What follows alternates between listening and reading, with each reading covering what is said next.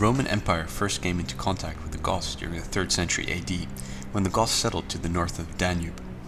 For the next 2 centuries, the Goths engaged in numerous raids into Roman territory, often followed by Roman retaliation, sometimes even beyond the Danubian limes. They were divided into 2 groups. To the west were the Thuringi, ancestors of the Visigoths, and to the east, the Greuthungi, the future Ostrogoths. Towards the end of the 4th century, the Huns arrived in the west and subjugated the Ostrogoths, whose history became so intertwined with that of their masters until the dissolution of the Hun Empire after Attila's death. Thereafter, they served as auxiliaries of the Eastern Roman Empire. At the end of the 5th century, they are sent to hunt the Germanic chief Odoacer in Italy, where they founded an Ostrogothic kingdom. It did not, however, survive its founder and was retaken by the Eastern Romans in the middle of the 6th century. As for the Visigoths, pressured by the inexorable advance of the Huns, they sought refuge within the borders of the empire. First, the empire granted them passage with a rather precarious status. Following a Gothic rebellion, which culminated in the victory at Adrianople in 378 AD, relations with Rome deteriorated again, pushing the Goths west, where they sacked Rome in 410 and founded a kingdom in Gaul. Later, the Visigoths expanded their kingdom into the Iberian Peninsula, until the arrival of the Moors in 711 AD. This faction represents the forces of the Ostrogothic or Visigothic tribes, carving out a piece of the Roman Empire and fighting a rearguard action against the seemingly unstoppable Hunnic expansion. These tribes are represented by the Goth battle board from the Age of Invasions. This is available in the Aetius and Arthur expansion from version 1. Updated battle boards for V2 are available from the Gripping Beast website in both electronic and physical formats. The faction uses the green dice that are used for the Age of Invasion Saxons, Huns, and also in the Age of Vikings with the Anglo-Saxons and Anglo-Dane factions. There are no special rules, however, you do need to declare whether you are going to play with the Ostrogoths or Visigoths, which have different army equipment options. Goths are an unrelenting faction, which gain bonuses the more fatigue they have. In addition, their combat bonus ability allows you to suffer an additional fatigue to gain attack or defense dice. You will need to balance getting the right amount of fatigue without leaving your units exhausted and stranded in the middle of enemy lines. However, this battle board provides you with some options to ensure that even units which are exhausted are very tough to deal with, such as cancelling the same number of unsaved hits as you have fatigue markers on your unit. You also have the ability to stop your enemy using your fatigue, or taking fatigue on their own units if they decide to use your fatigue after all. Finally, also easy ways to remove fatigue from your own units using just a single ability. The Goths are generally considered a tough faction to play. Through accumulating fatigue, your abilities will become stronger. However, your opponent will also have more possibilities to thwart your plans.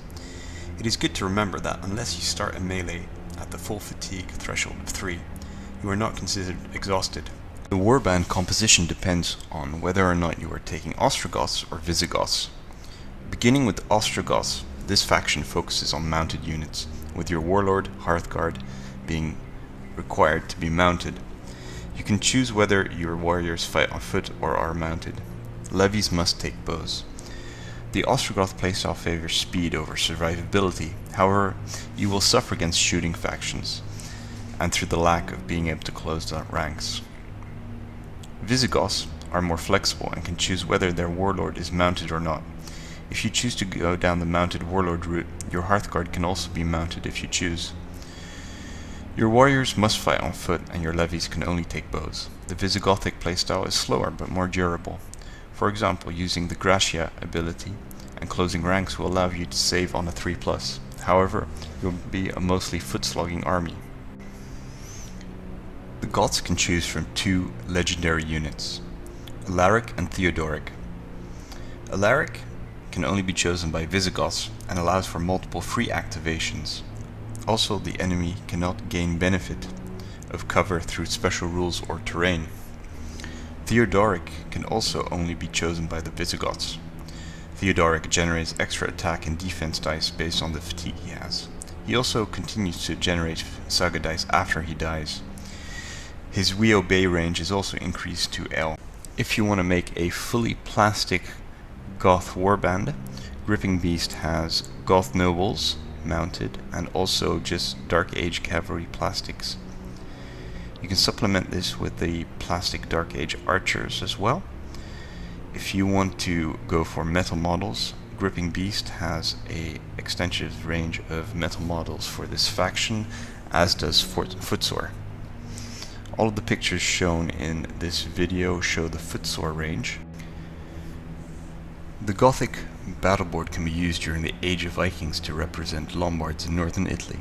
The warband equipment options are almost identical to those of Ostrogoths. The warlord, hearthguard and warriors must be mounted, and levies can either have bows or no special weapons.